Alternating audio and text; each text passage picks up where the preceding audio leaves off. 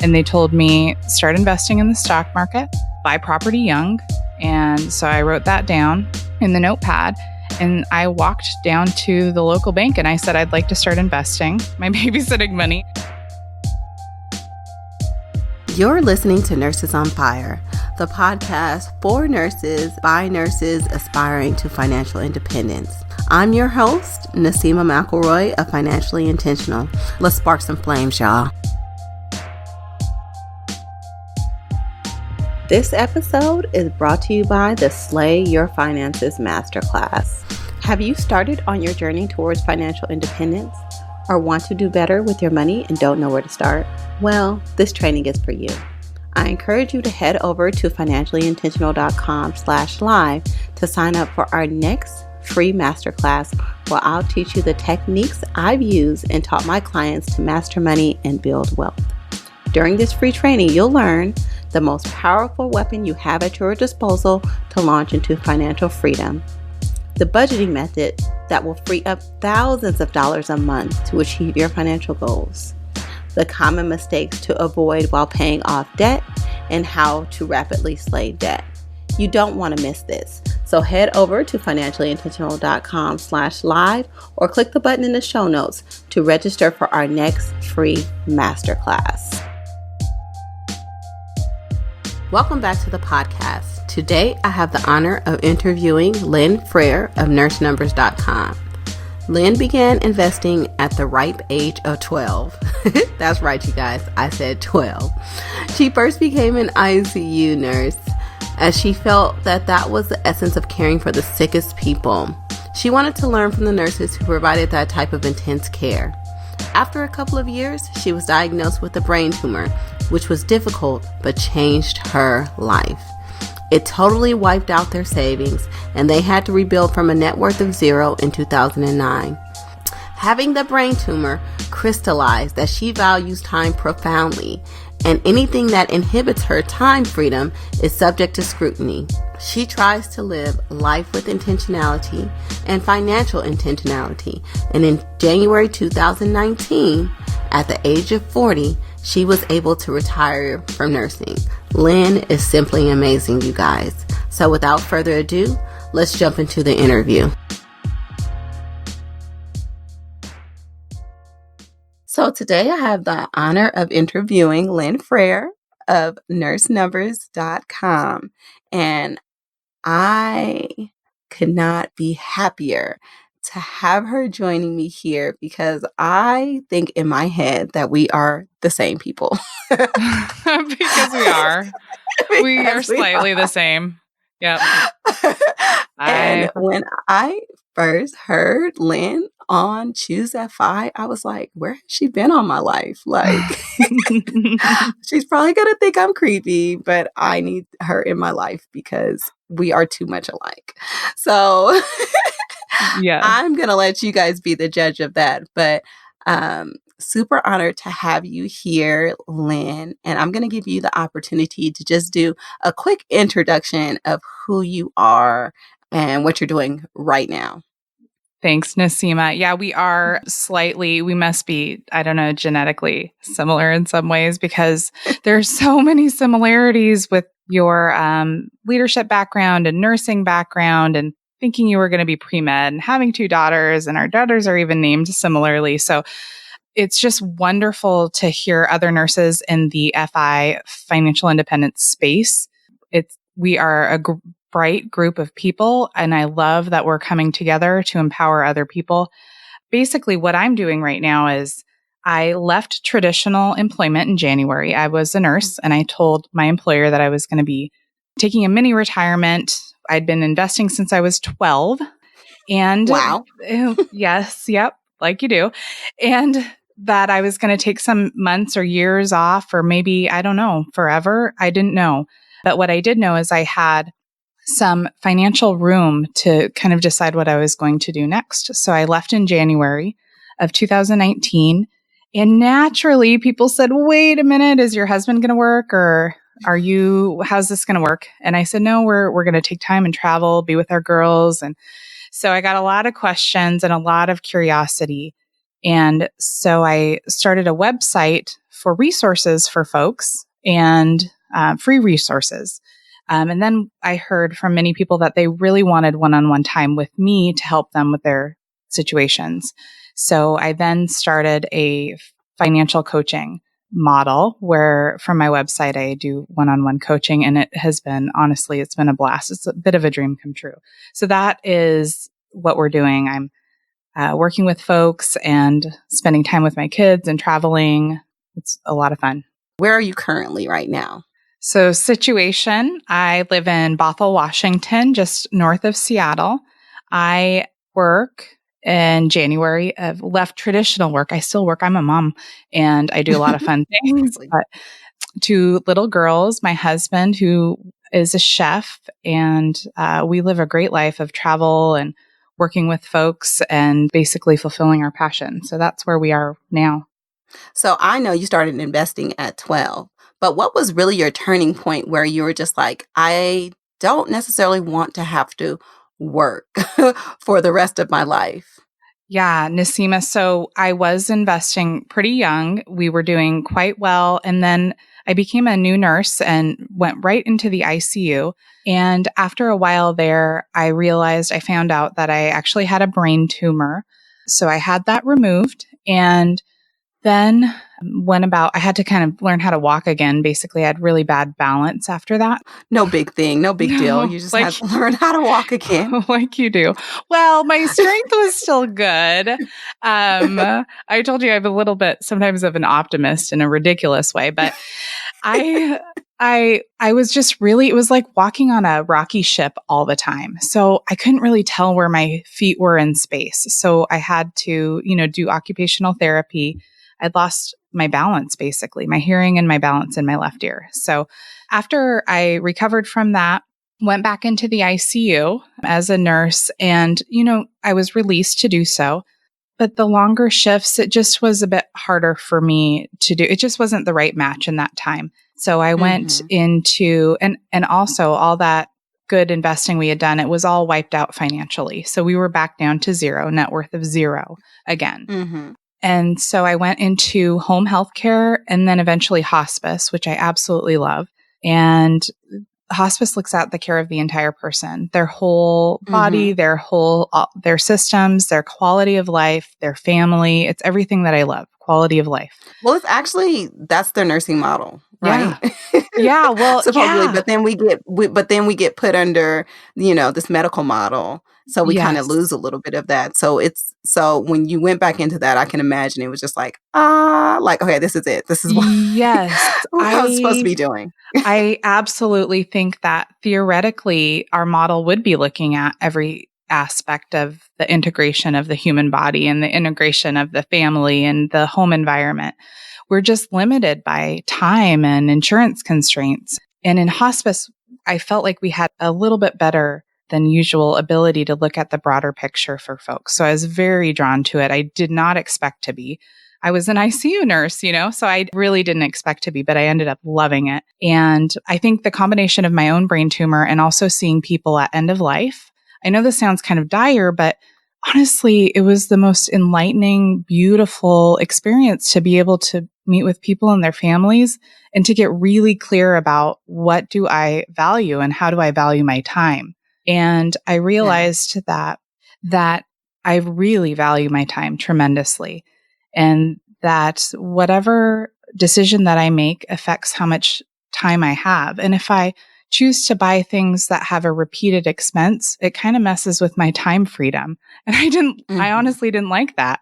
So it was motivating my own physical issues, and then also seeing people repeatedly who had just retired and now they're at end of life. And I thought, I just don't want that. So that's what motivated me, combination. So what tools did you put into place? Well, your savings had gotten wiped out from when you were 12, and then you had to start over.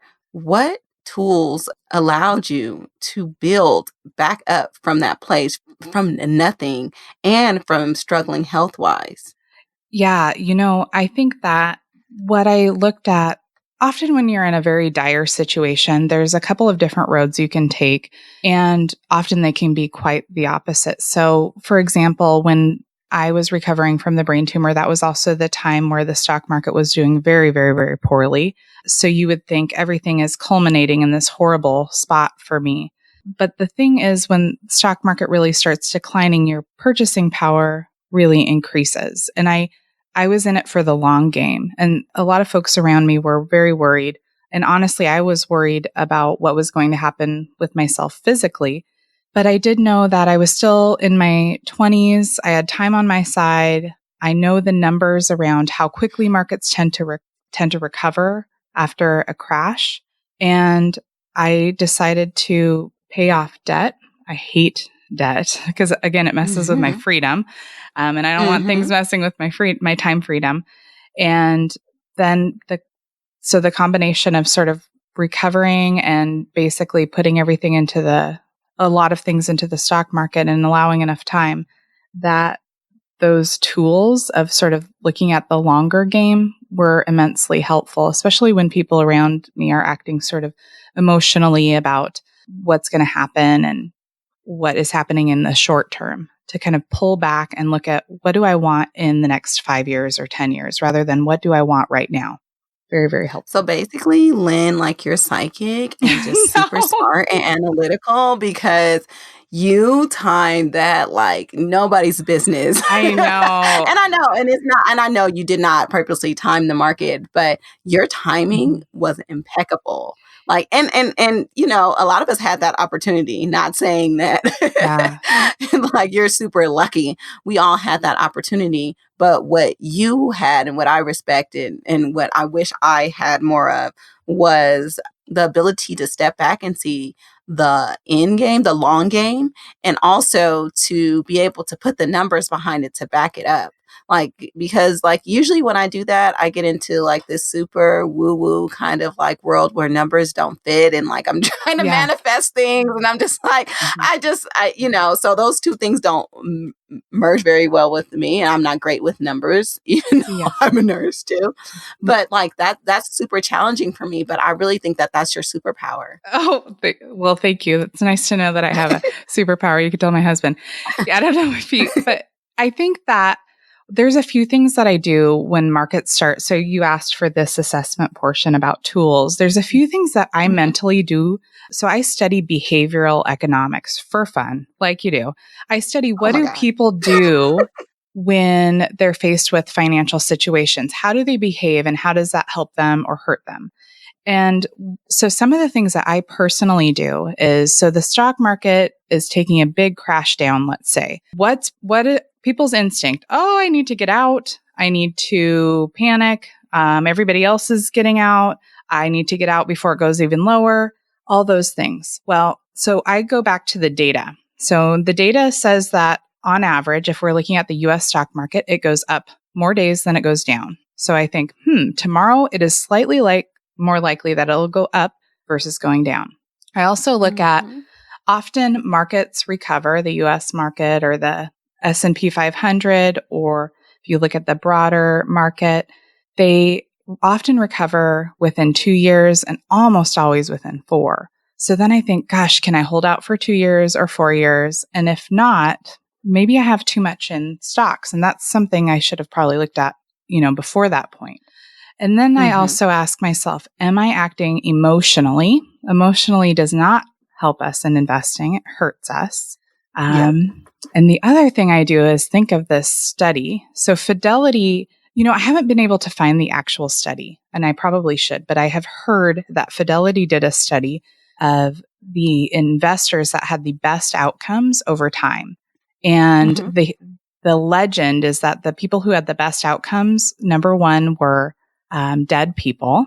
And then number two were people who forgot they had accounts, sort of highlighting the point that if you have a wise investing strategy and then you kind of let the market do its work, stay out of it, resist the temptation to have those emotional responses, that you will do better over time than those who try to time things and pull things out because of emotional reasons. And so I kind of go through this mental model of tools that I have when the market starts getting a little bit, I call it jiggly because it makes me laugh a little bit and takes the seriousness out of it. Because you just want to zoom out a little bit, not get so tied up into the fine movements. So those are some of my mental Yes. tools.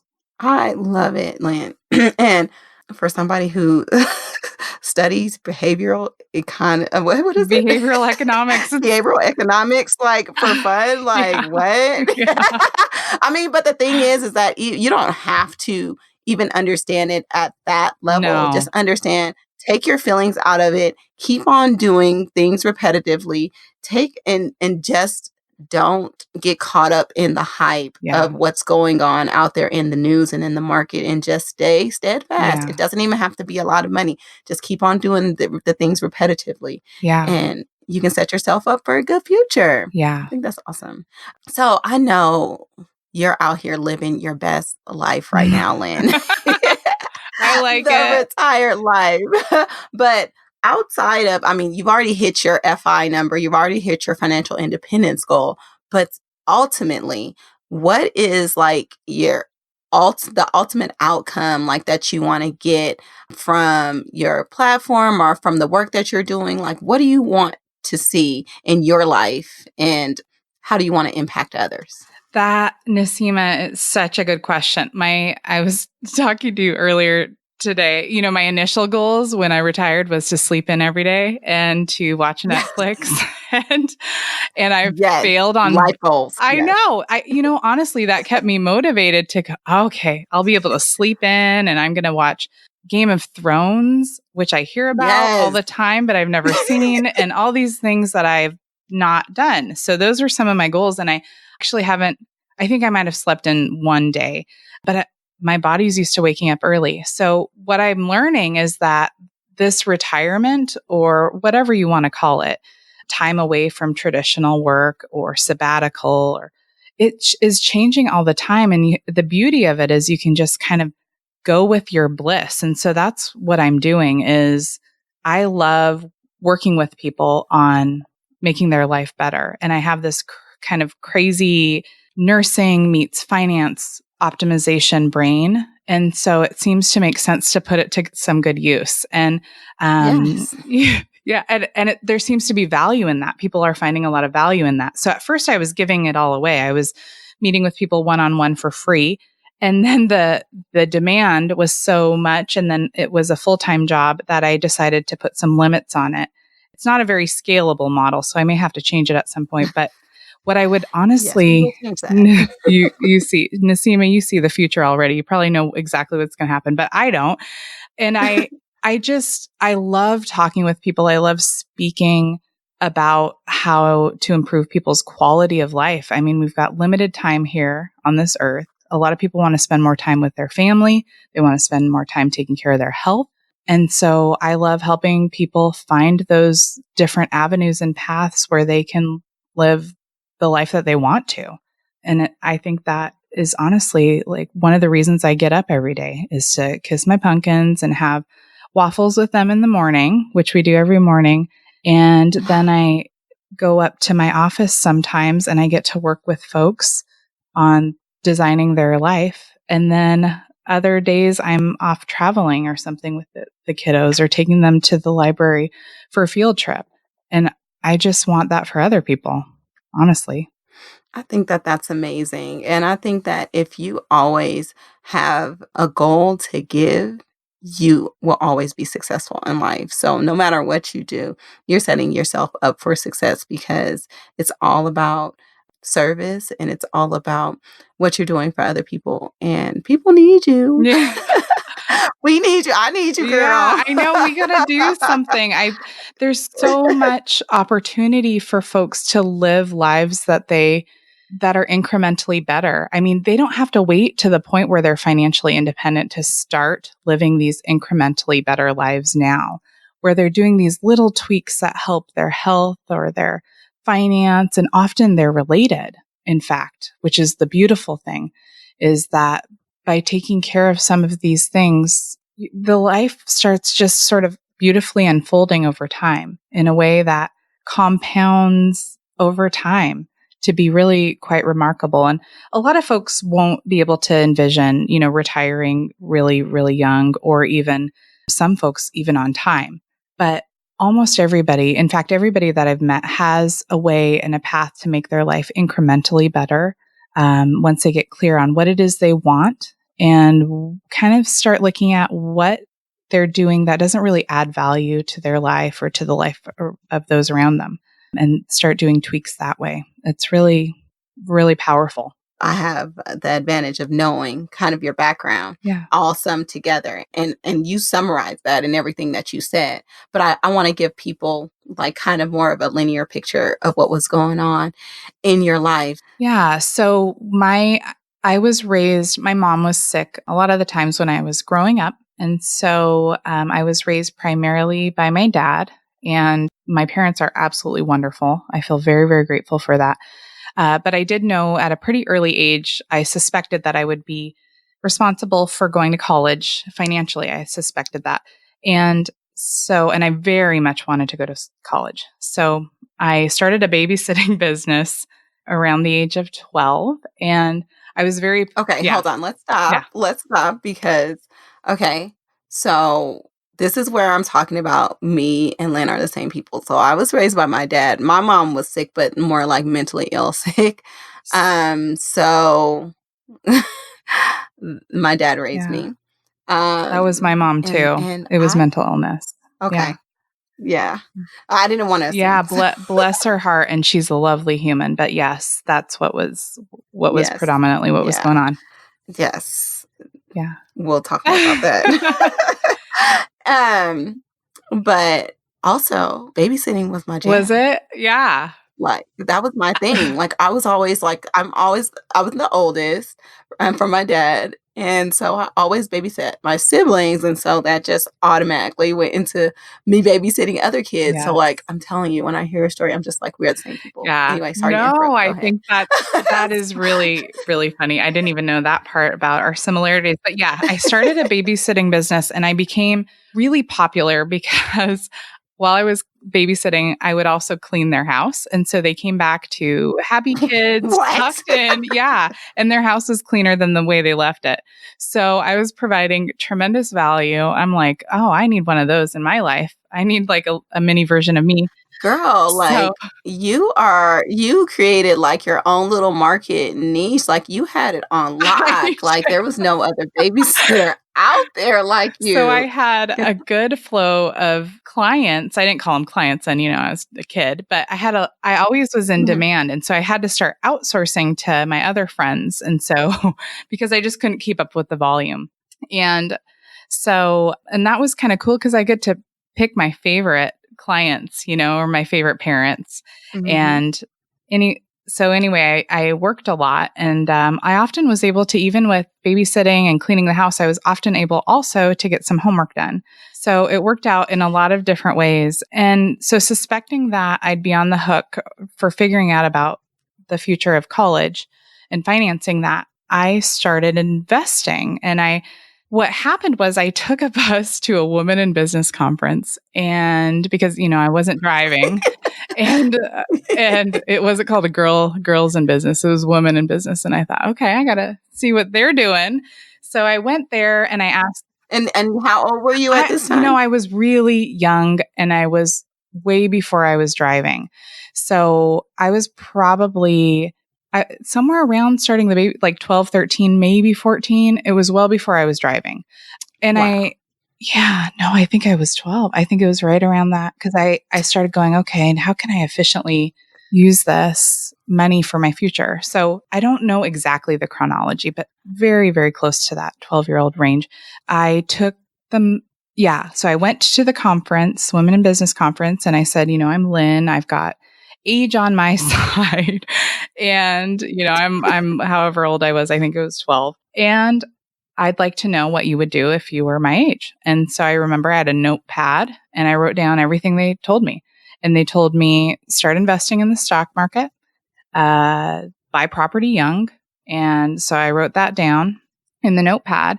And I walked down to the local bank and I said, I'd like to start investing my babysitting money. And they told me to go back and get my parents because I was underage. And so I did. And I don't think my dad really understood what I was asking for, or what in the world I was up to. I was always up to different little things that I would try. So, So let me just yeah, ask you, because at 12 years old, like I legit was making a lot of money at 12 years old. But my money was more about yeah, survival because I had to help out in my yeah. household. I wanted to know what made you think like investing. Did you have anybody that you knew that invested? Did you have any role models, any people in your family that invested? Like how did you know to do that? Cuz I didn't know what investing was at that. Yeah. Well, gosh, I've asked myself that question a lot. I remember really young reading about the power of compound interest. And I thought, well, shoot, I've got this on my side now. We better get going. And I remember thinking about I need to wear sunblock really young because I don't want to get wrinkles when I'm older. I mean, I seriously was 8 or 9 when I was having these thoughts. And I remember my mom telling me, oh, I'll tell you this when you're older with various things. And I would write them down and I held her to it. When I got older, I'd be like, okay, I'm 1 year older now. Will you answer these questions? And, this is before the internet. So I couldn't just look up in Mhm. Encyclopedia Britannica if I heard a word that was questionable, it was different back then. But Mhm. I just remember always kind of considering the future. Um, and I, and, I'm sure I got that from a lot of different sources that I just compiled. I don't know exactly. I do remember when I went to the bank, which was Washington Mutual at the time, they gave a passport Mhm. savings book and they were charging me $5.95 a month. And I said, whoa, whoa, whoa, whoa, whoa. I make $2 an hour. This $5.95 a month, that's six, I negotiated them so that they would waive it because that was ridiculous for me. Because I was working Oh my in, god, what a well, powerhouse at 12 years you'd think old. so, but I never raised my rates. Think a lot of it has always been also about service too. I mean, I think that may be of why I went into nursing, but on the business side of things, I'm not always optimal, but what I do with what I have has been I've always wanted to optimize that. And that's powerful over time. So, Yeah. yeah, I don't know if I can answer like where I got that from or who. Yeah, I don't know. I'm sure there's I important and impactful people I've just met a lot of, But for the simple fact that that was the book, like you picked up a book and you were able to act on that at that age is incredible. And I think, yeah, it speaks a lot to, like I said, like how much foresight you have and have always had. That is definitely a superpower. Like it's amazing. And I also wanted to know, like what you said is that you didn't raise your rates, like you didn't optimize every single area in your no. life, but you did certain things and you did those things right. And it's not everything that has to be optimal. And I think that's what people think is that you have to get everything right. It's not about getting everything Right. right. If you just get one thing right, you're going to be so much further ahead than most Yeah. people. So just do Well, and I that. think the beautiful thing was that these families, I loved them and they loved me. They would raise my rates for me. They saw the value. They Nice. wanted me to choose them instead of the other families that all wanted me to come and watch their kids and clean their house at the same time. So the market, by providing something of great value, the market helps set your rate in a way. And that happens Mhm. for all of us. For any entrepreneur, the market will help you set your rate. That is true. So after babysitting, I went to doing hair because being raised by my dad, he didn't know how to Yeah. do our hair. And, as a little black girl, hair is pretty important and it's a major undertaking. So at 5 years old, I learned how to braid. And that skill, transferred very well in college to when I needed to buy a car. So I braided and like, because of the industry, like the hair industry, just people who do hair aren't usually that reliable. I'm making a big No. generalization, but just Yeah. showing up and doing a good job and just doing what I'm supposed to do. I got so many referrals. Like I was that person that knew that everybody knew was going to braid their hair. Like I remember one summer going to like this summer kind of festival thing, and like 90% of the people there, I had done their hair. Yeah. And that's how I bought my first car, right? But it just, I just like agree. That's what the market demands. And that braiding, actually, I braided hair all the way through after I got my master's degree. I actually did not stop braiding hair until I went back for my second master's degree. So like that carried me through. I've never had to market myself. Everything's been word of mouth. But yeah, I think that it speaks volume when you just show up to provide a service and you're actually just providing that service and doing it well. The market is going to reward you. That's what I've seen. I mean, I think that when I was little, I was just going through one of the things I've been doing while I quote retired, but it's not really retirement because I'm doing lots of things that are super fun. But I've been going through all my paper copies of everything, all my photos to digitize them. And I found an evaluation of when I was a kid and it said, Lynn Marie, 99th percentile for math, which might not be surprising, but Lynn Marie needs to work on her persuasion skills. I was like, Wait, is my Marie middle name? your middle name? Yeah, Lynn Marie. That's what they called me. Okay, so we have the same middle name. Perfect. So yeah, they gave me the feedback in multiple years needs to work on persuasion. And I don't particularly like persuading people whatsoever. I do like to, I mean, I think people are smart enough to figure. So with anything, when I was a hospice nurse, I would say, this is what we provide and it's not a fit for everybody. It's comfort-oriented care. It's a benefit entitled to you, but this is not the right fit for everybody. If you want to pursue treatment measures, absolutely support you in that, but that's not the service we provide. And people can feel if you kind of want to, if you're a salesperson, at least for me, that's always been the case. I tried to sell mascara when I was working at Walgreens once and it was disingenuous. And I thought, okay, I can't do it. I can't. But if you're honest, like, here's what I do. Here's what I don't do. Here's what I'm good at. Here's, if you want this other thing, you might want to go to this other person. And you do that over time. People they're attracted to that. And then you don't have to be persuasive because I certainly don't enjoy that at all. It just, exactly. I mean, people can tell like that. I got like the lady I tried to sell mascara to. I still remember that. I'm like, yeah, see, that's why I don't do that. I can't sell anything. But if I'm honest about here's what I do and this is what I love, then people come to me rather than trying to sell it. Because then I also tell them, here's what I'm not good at. I'm not good at cooking. Right. Oh my gosh, that's why I married a chef. I am not good at cooking at all. I'm not a particularly, what else? I have lots of downsides. But my upside is that I seem to have this financial optimizing brain that loves to find inefficiencies. And that is a way that helps a lot of people and can help them with their lives. Definitely. So. Definitely. Yeah. Okay, so let's go back into your nursing rabbit career. Hole. Sorry about that.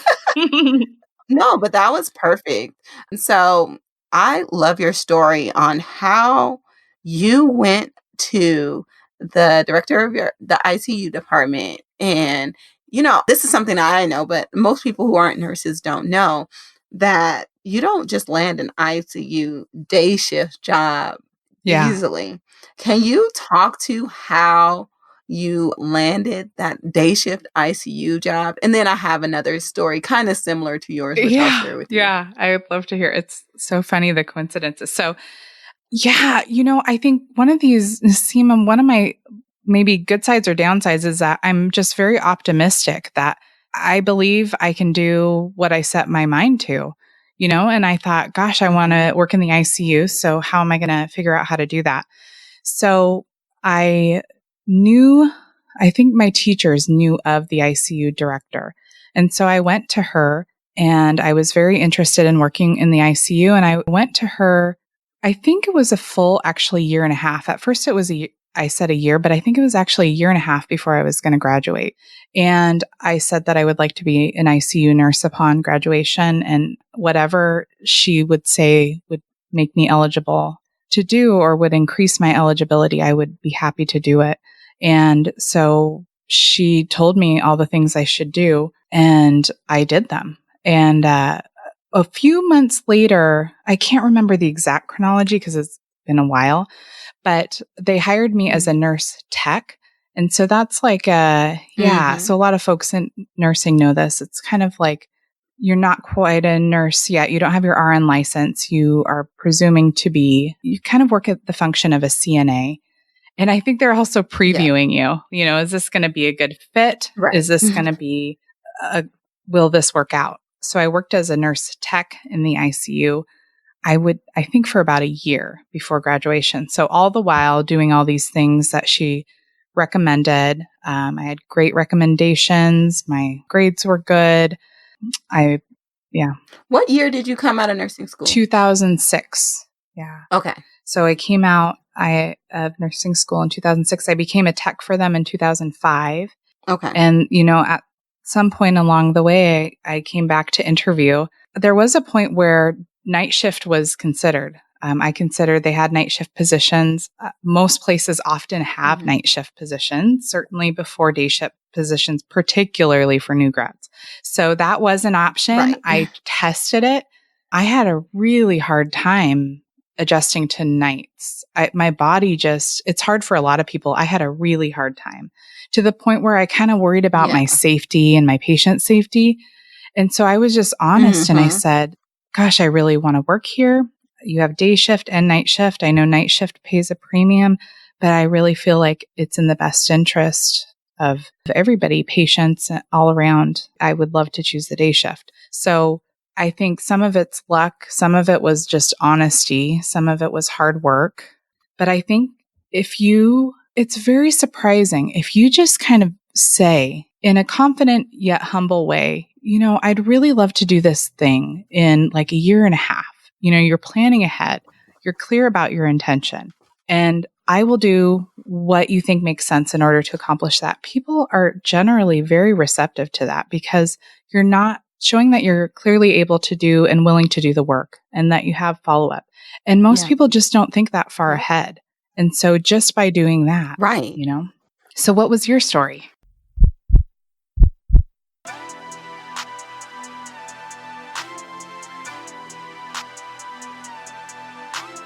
I'm known as a debt slayer because of the $200,000 in student loans I slayed in 2.5 years.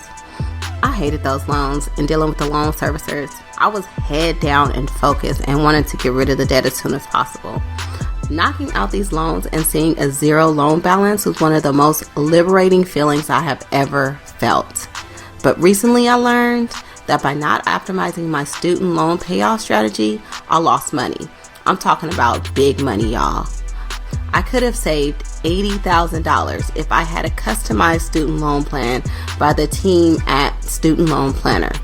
Please don't make the same mistake as me. If you have student loan debt, especially in the six figures, head over to studentloanplanner.com/financially intentional to get your customized student loan plan today.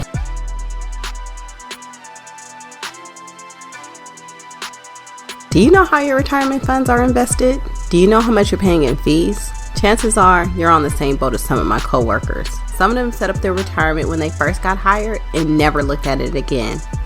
Some have let a computer select their investments and don't even know what they're invested in. Worst of all, some people have their retirement funds sitting in a savings account and they're not even invested in the market because they're afraid to lose money. That's hella scary, y'all. What's even scarier is that some of you listening don't even have a clue what I'm talking about. And guess what? This is super common. This has to change today. Let Bloom do the work for you. Head over to financiallyintentional.com/Bloom and get your free retirement account analysis.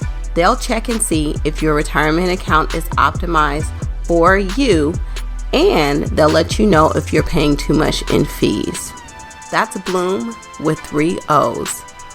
Bloom can also manage your retirement account on an ongoing basis so you can take the stress out of retirement planning. If you choose to work with Bloom, their fees are incredibly low, less than your Netflix subscription. You have enough to worry about. Let Bloom handle your retirement account. the hardest thing you'll have to do when it comes to your retirement is remember that Bloom is spelled with 3 O's. Head over to financiallyintentional.com/Bloom. Remember, spelled with 3 O's, and get your retirement account squared away today.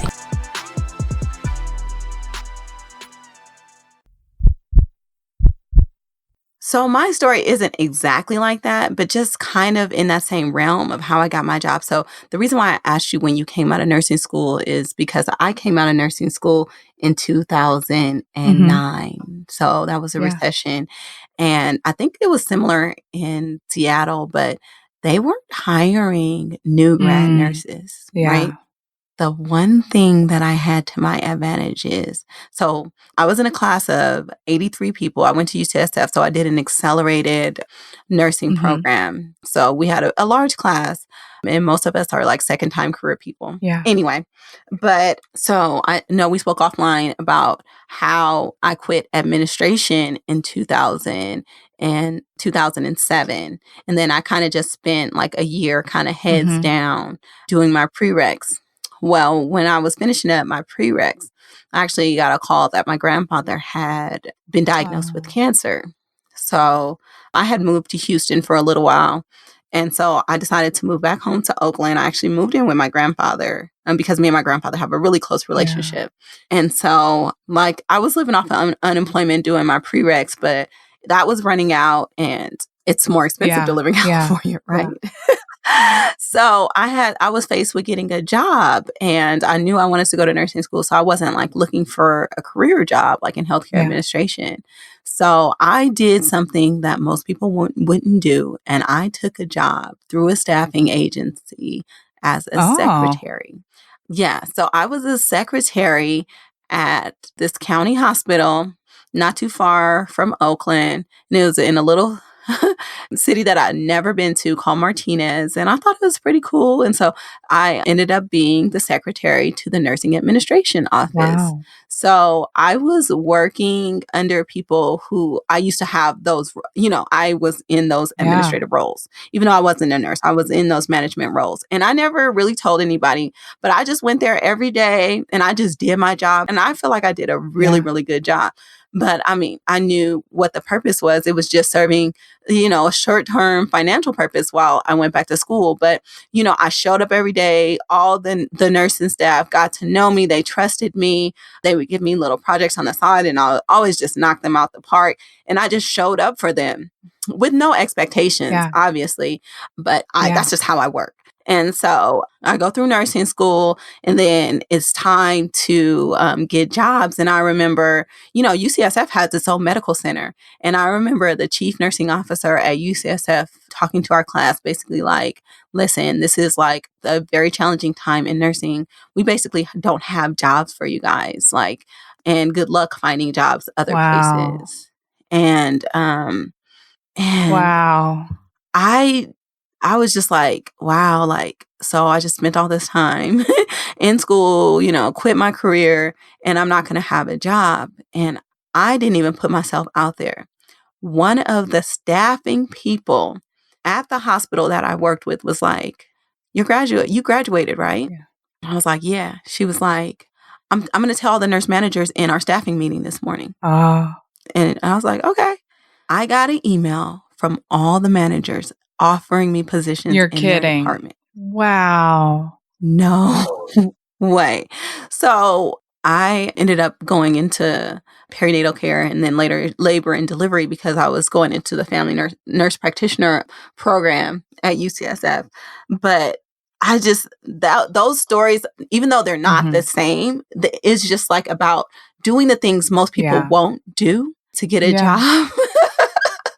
And most people would be like, really? You would do all of that? You don't even have a job? How do you know that after doing all that, she was going to even give you a job? And then I didn't even do that work to get the job. But people are watching you. People are looking. And I think that goes back to what we were talking about earlier. Like if you do things out of service and just with integrity, then things are always going to shift for you. So I ended up being like one of 3 of the 83 people in my class to graduate with a job in 2009. That's incredible, Naseema. Yeah. Wow. Yeah. So that's why I was like, That girl, twins. it really is remarkable. I just really believe you treat people decent. Now, I'm not perfect all the time, of course, at all. Right. But I do Me try neither. to generally treat people well, decently, at a minimum, Mm-hmm. respectfully, regardless of position. And it's really amazing how sometimes you look at and you think, gosh, you see people the way they treat servers or something. And you think, is that necessary? How is that helpful for anybody? You know, it's just. Right. And that's like the story that you told me about the housekeeper, Yeah. right? So for your audience, when I was a new ICU nurse, brand new ICU nurse, and they hired me, there was a housekeeper. Environmental services is their division name. And I remember her clearly. And I remember a lot of folks clearly that I worked with. And so, she was great. She did a great job. There's lots of folks with various positions who did a great job.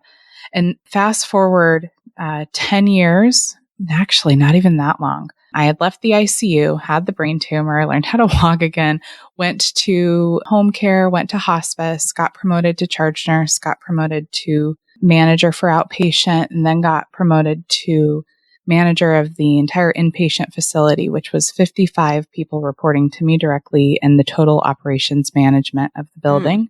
And nobody knew me. Their manager left quickly. Nobody talked about why. Certainly people had suspicions.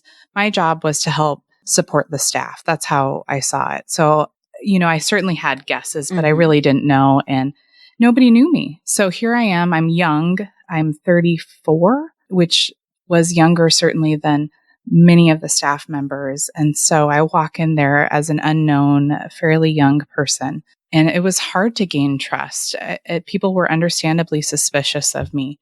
And I think the first day I was there, that housekeeper was that environmental services person, now was a CNA. And she said, I remember she pointed to me and she said, "You." And I said, "Yeah, me." And she teared up almost. And I remember her sort of spreading to people around her that she knew me and they could trust me because she knew me long time ago. And I was one of the few people who was really respectful and kind to her when many years prior to that. I think that's very important in life. It's very helpful. It just feels good and it can really enhance relationships in the future. And then when you get to be, now I'm 40. So when you get to be in your later 30s and early 40s, what I'm seeing is all those little seeds that you planted in your teens and your 20s and your 30s, they start growing suddenly. You don't even realize what you planted until all these things start growing and coming out of nowhere. And you think, oh my gosh, this is from that thing that I did or didn't do in my youth. And I'm either grateful or not grateful that I chose to act that way. So, yeah, I just went on a little rabbit trail again. So you feel free to loop me right on back. No, girl. I love it because it's just so real. It's so real. And it's exactly what people need to hear, because sometimes we feel like we're not making an impact or like we're not being seen. But the things that you're doing today are those seeds. I love that analogy. You're planting seeds right now. And baby, when they blossom, it's, it's incredible. Something that I noticed. So I was in my mid 30s and in healthcare leadership, fairly young for healthcare leadership, at least in our area.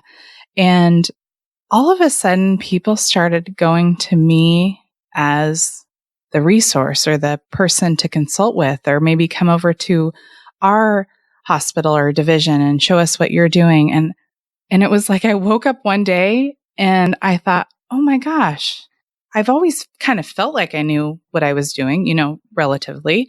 And all of a sudden, everybody seems to see that. And I don't know when this happened, but it was literally, decades in the making, but at the same time, overnight, where it's like, oh my gosh, all these literal seeds, they're just suddenly are trees, and everybody sees this potential or sees these skills or this kindness or whatever it was that they were seeing because those seeds that were planted so long ago.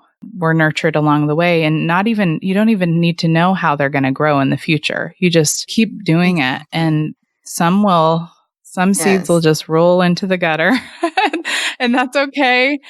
And then, and that's okay, And that's okay. because you aren't necessarily doing it so that you get something from it. But the side effect is that tends to happen in the right time, I believe, in the right time it's meant to. That's right. So you guys keep on planting those so seeds. We keep planting seeds. We're literally planting seeds. I think we're growing beans right now. My husband's a gardener. Oh, that's another thing I'm not good at. Gardening. No. Oh my God. I love all the plants. I have no green thumb and I try. See, there we're connected again.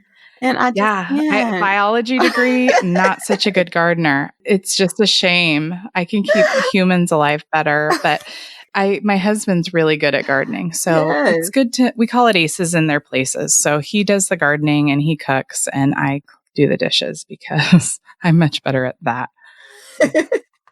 Love it. Love it. So you kind of sped us through. So you're an ICU nurse, you had the brain tumor, you recovered from that. Then you got promoted to charge nurse. Then you went into a managerial area.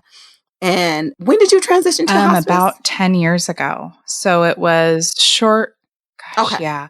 Well, for a while there, I was multifunctional in home health, palliative care, and hospice on the administrative side. Okay. So there was some overlap there, but I'd say about a decade ago. And most of the last decade was serving primarily hospice. Okay. So you're working in administration. Yeah. Like you're not. Yeah. Right. Right. So my roles were first in intake. I was looking for a role right after recovering from the brain tumor, and administrative seemed like a really good fit for that time. I was having a lot of headaches but I still wanted to connect directly with patients, even if it was over the phone. And so I did that and then got more curious about palliative care and hospice care, again, on the intake administrative side. And then I got promoted to charge nurse of the field. And I said, wait a minute, are you sure? Wow. I actually interviewed for the job and I did not think I would get it because there were people who interviewed for the job. This is another maybe good nursing tip, because there were people who had much more field experience than I did. And they offered me the job, and I said to the director, I actually have to think about this. And she looked at me stunned. And I said, I actually didn't think I would get it. So I need to talk with my husband. So that was probably not a very bright thing to say necessarily, but it was honest. And I later asked, why did you... Actually, that's like one of the best negotiating tips. Yeah, that's like one of the things that they say, like when you're negotiating your salary. You want to think about it. Or when you're thinking about accepting a job, like, I actually need to speak with my spouse. I think it's, my significant other. I think it's a fair thing to say in general, but I said it because I was stunned. I'm sure you could probably see on my face. So I talked with my husband and I did accept the position. And I later asked, why did you choose me? I mean, and they said something like, we chose you not because of the skills that you have, but for your potential.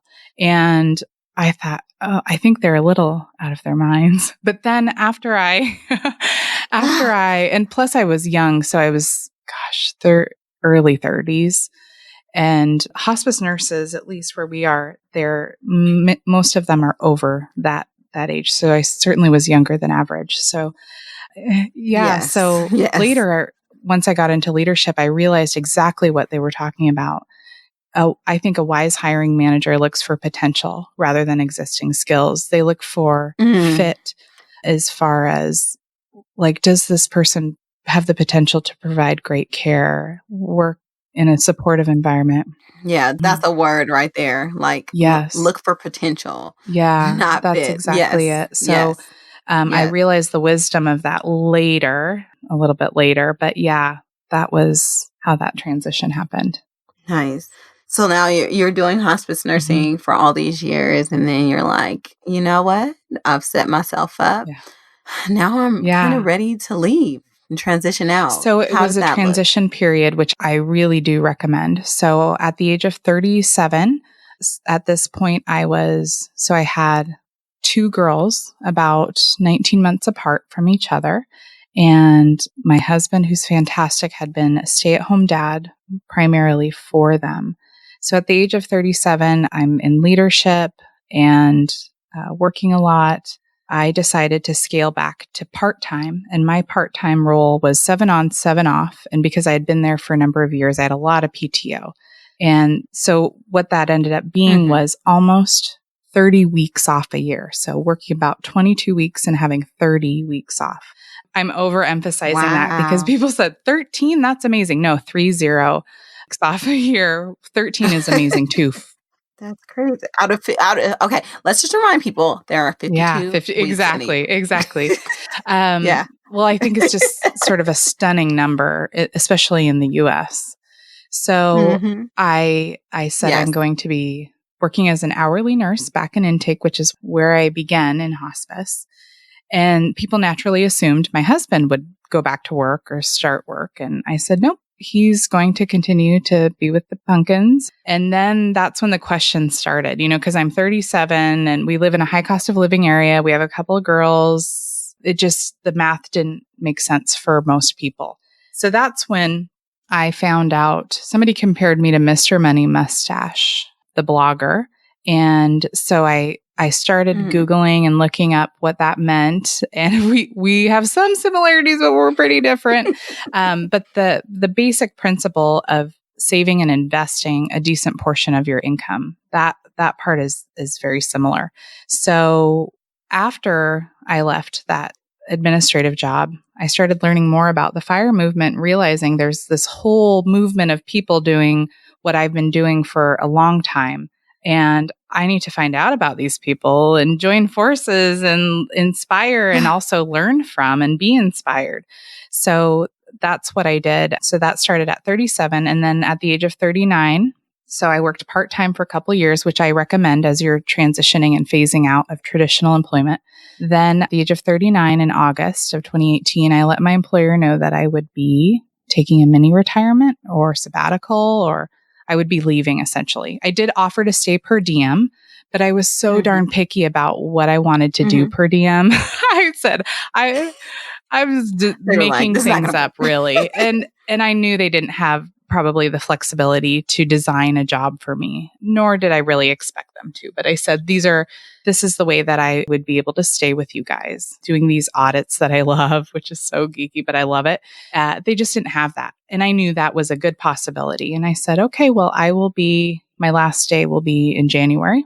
And then I left in this past January. Wow. So it's May now, or I don't know when this will air, but it's been many, many months. And I absolutely love it. I thought I might really miss nursing. I think I get so much fulfillment by working with people, by working with our church, by working, seeing the kiddos and traveling, that I haven't had too much of a chance to be somber about the transition. It's really been wonderful. And I think when you have the ability to design your life in a certain way and you see other people who want the same for their lives, it's very hard to say, I'm just going to live this life over here and, I'm not going to help you achieve your goals. I didn't like the thought of that, honestly. And it brings me a lot of fulfillment to help others. So that's how it's kind of evolved that way. I love it. And you're such an inspiration, Lynn. And I think people hearing this, even if they're not a nurse, would be like, wow, just her ability to just navigate through the world of nursing and then be able to come out on top is phenomenal. And I know you'll inspire a lot of people to even think about going into nursing, and even new nurses to kind of pursue a similar path. What advice would you give new nurses or people thinking about going into nursing? First of all, I think you should go into nursing if you think that you'll love nursing. You should not, go into it with this idea that the financial piece is a motivator. Yeah. Yeah. The work is hard. It's very emotional. It is not always valued. The nurses that I know, they're very, very, very bright individuals. And I see it in the clinical setting that intelligence is not always valued. And that is very difficult for me to watch. You have to have an internal strength, I think. Now, often they're very respected, but there's some pros and some cons. So be very clear about, this is the career that you think you want. And once you're there, there's so many wonderful plus sides. The flexibility.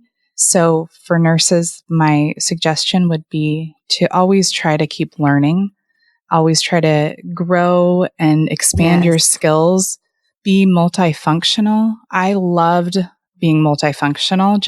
I just love understanding and knowing many different roles. And that also forms as a job security and an easy transition if you get restless. Yeah. Definitely. You've seen that. So, yep, you've seen. Also, 401k or whatever your retirement plan, if your employer has a match, getting that started just as soon as you can. It seems like a small thing at first. That compounds over time. And I'm making some presumptions. So if people have really high interest rate debt, like, credit card debt or something like a payday loan, you would probably want to pay those off first, so I can't give individual recommendations right now. But broadly, most folks should consider contributing to their retirement plan, at least to the point of the employer match. And if you get started as soon as you get hired, you're going to be miles ahead of most people around you. You're going to appreciate that in the future. Definitely. And also, a lot of nurses are similar to me, work at an organization where we not only have a 403B, but we have a 457, which is deferred comp. I wanted to talk to you about 457B. Yes. So this was like Christmas. So this is embarrassing to admit. After I left work, I didn't realize the 457B. So of course, check with your accountants and everything, but I called Fidelity and it depends on your employer's specifications and some other things. But in general, 457B can often be withdrawn without that 10% penalty for those under standard retirement age. So that's an early retirement tool. I've not heard it talked about for nurses. I've heard it talked about for military. Yeah. Oh, really? Have you seen that? And military teachers, and for but teachers. not for nurses. So, no, I haven't. No, that's why. I know. This I thought, is here. why is nobody talking about this for nurses? This is for those who are interested in early retirement or pursuing early retirement. Or people like me who live in a high cost of living area that want to lower your tax bracket, figure out how to optimize your taxes. It gives you a whole nother lever to pull in that regard. Well, and of course, the traditional use for it, which is to save for standard retirement. Too, I don't want to forget that really is why that's there, but it has a plus side of not having that. Most standard retirement plans, as you know, Naseema, have that 10% early withdrawal penalty. And this is a rare exception to that. So it's really, I actually didn't realize I had a 457B that would do that until after I left. And it was like a surprise. I did. But did you contribute to it or not? I didn't know. I didn't know it was, and I've been paying attention to all this. I assumed that there would be the 10% penalty. So this was like a very nice surprise that I just found out because I had heard of 457Bs. I just assumed my type of plan was not the same type as the military or teachers, which I'd always heard about. But if you work for a government organization as a nurse, like a nonprofit or like community hospital, you may have access to this. Yeah. And a lot of us do. Yeah. So a lot of us do. And a lot of people just don't know. So let me just briefly explain, and you'll probably explain it better, Lynn. What a 457 is deferred compensation. So basically you're deferring. That's what it means. You're deferring your compensation. So you're deferring a portion of your income, and it's invested kind of the same way just your retirement account, your retirement funds are. The bonus to this is that you get to put aside the same amount that you get to put aside for your 401k or your 403b. So if you're able to put $19,000 this year, you're also able to put $19,000 into your deferred comp plan. So, and that is taken off of your taxable income. So that automatically, if you were to fully fund both of those, then that's $38,000 knocked off of your tax bracket. And that means a world of difference to us, especially in the Bay Area, or nurses that have nurses that have higher incomes just in general, it can make a big difference, because oftentimes most nurses that I know, because of our incomes, have some tax issues. Most nurses that I work with, that's like their number one struggle. They're owing the IRS. They're on a payment plan with the IRS because of not optimizing their taxes. And so that's one of the really, really strong levers that you can pull if you qualify for it. And I would just always advise you to reach out to whoever is your administrator of your retirement plan, and they have all that information. And you guys, nurses, please don't be afraid to talk to these people. I just want to say, that's my advice. Please talk to the people who run your retirement plans. Make time to sit down and talk to them sooner than later, like Monday. Naseema, I do have to tell you, though, I called Fidelity, who was my administrator when I was employed, and I asked about the 457. I said, I've researched this extensively. I couldn't believe it. I'm like, is this really true for my plan as well? And they said, nope, there'll be a 10% penalty. And I said, oh, let me make sure you're understanding. I'm asking about the 457B, not my 401A. Oh, hold on. And then they had to transfer me to another department. And then I got that. So that's what's so tricky is the people who answer the general phone number. I found really great general advice, but when it starts to get specific, that's why it's good to have a community of nurses who are financially smart, honestly, so we can crowdsource this stuff. That's right. That is why we are here. That is why we are here. And I think it takes a lot of the intimidation and the fear out of a lot of the stuff because that's what I hear from nurses, is that they just don't know. And for my HR department, there's this big husky guy that runs the retirement plan, and he has a loud booming voice, and he can kind of say things that are kind of condescending, and people just won't invest because they don't want to deal with him. And that's not okay, you guys. This is your future. And actually, he's a really nice guy. He actually is a really nice guy, but you kind of do have to come with a base of knowledge. And this is where people get in trouble, because they think that, I just had a conversation with one of my coworkers last night. She was just like, I just want to hand somebody my money and let them do everything. No, you can't. You have to have a basic level of understanding of where your money is going and what you want done with it, or people are going to do what they want to do with it. And it's not going to be in your best interest always. So we have to build up an understanding. It doesn't have to be PhD level.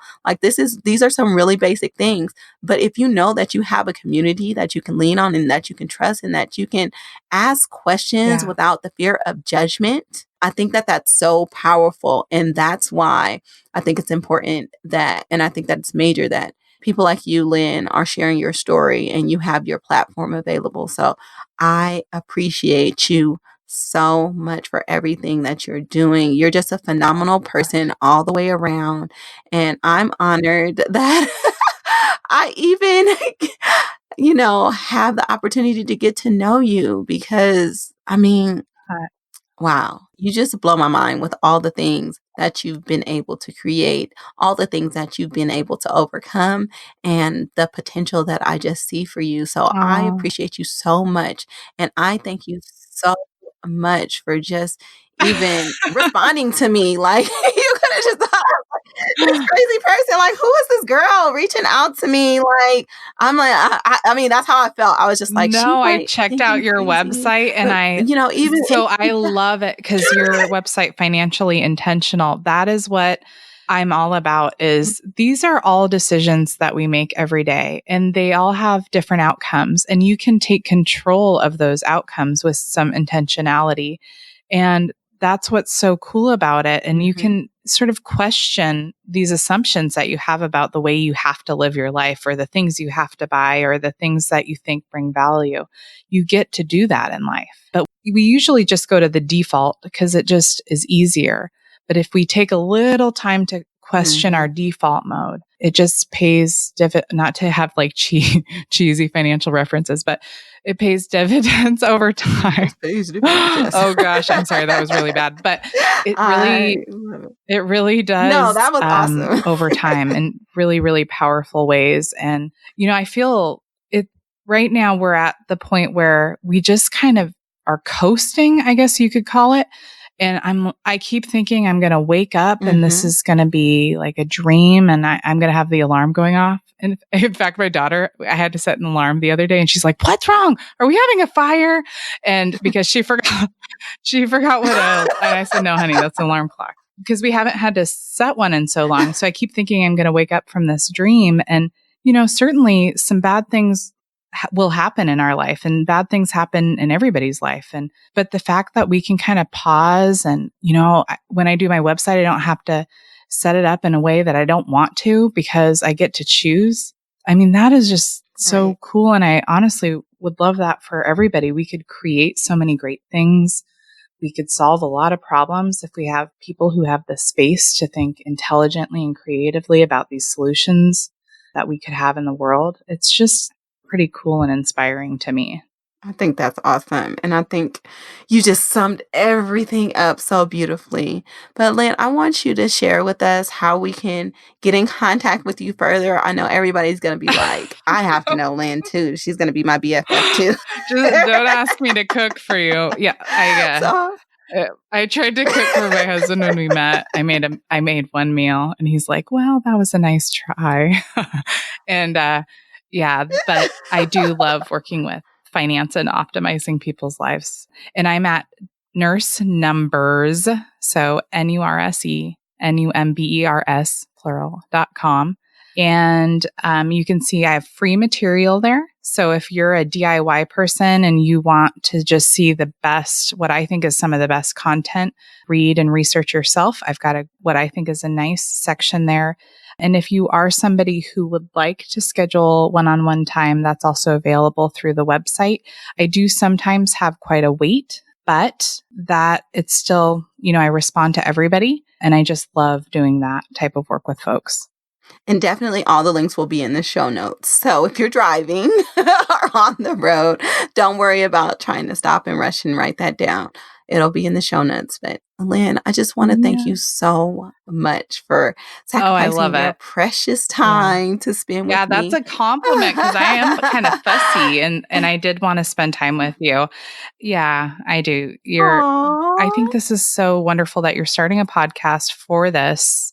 We can bring nurses together. We can support each other. We're very good at supporting patients. And if we can come together to support each other and create and design the lives that we love, I think that's an absolutely beautiful thing. Here are my nursing notes from this episode. Number 1, investing early and often is the key to financial success. Even when Lynn's savings were wiped out because of her illness, she was able to rebuild her wealth and retire at 40 because she invested diligently. Lesson number 2 is to not pull your money out of the market even when there's market downturns. You guys, that's when things are on sale. Make sure you're still investing. Lesson number 3 is to just take that extra step to build relationships when it comes to getting jobs or promotions. Just like Lynn did, it's not common for a new grad to get a day shift ICU position. She went to the manager and just asked the manager what she needed to do in order to get in that position. She did the work and it landed her in a place that is not common for new grad nurses. But this is a skill that's transferable throughout the rest of your life. So just take that extra step and do the work. It doesn't have to be hard, but it shows dedication, and that, you guys, is a valuable skill. You've been listening to Nurses on Fire. If you want to learn more about me or my guests, check out our show notes page. If you found value, please support our show by supporting our sponsors and affiliate, also listed in the show notes. If you like what you're hearing, we'd love for you to give us a 5-star rating and subscribe. on Apple, Spotify, Google, or whatever podcast app you're using to stream this show. You guys, tell all the nurses in your life to subscribe. And if you know a nurse with a compelling money story and would like me to feature them, shoot me an email at Naseema@financiallyintentional.com. All right, y'all. Much love and keep them fires blazing.